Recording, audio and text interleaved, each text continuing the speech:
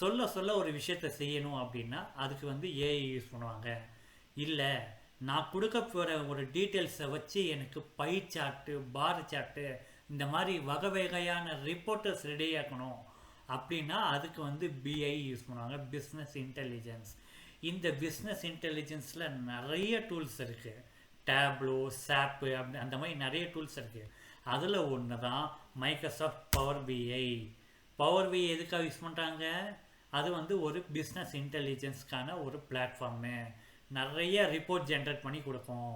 Bar chart, by chart. உதாரணத்துக்கு இந்த by சார்ட்டில் இருக்குது பார்த்தீங்களா, பார் சார்ட்டில் இருக்குது பார்த்தீங்களா, இந்த மாதிரி நம்மளுக்கு ஒரு ரிப்போர்ட்டை க்ரியேட் பண்ணி கொடுக்கும். உதாரணத்துக்கு இந்த டேபிள் வச்சு எனக்கு ஒரு ரிப்போர்ட்டை ரெடியாக்கி கொடுப்பா அப்படின்னு கேட்குறாங்க. அதுக்காக தான் யூஸ் பண்ணக்கூடிய ஒரு விஷயம் மைக்ரோசாஃப்ட் பவர் பிஐ.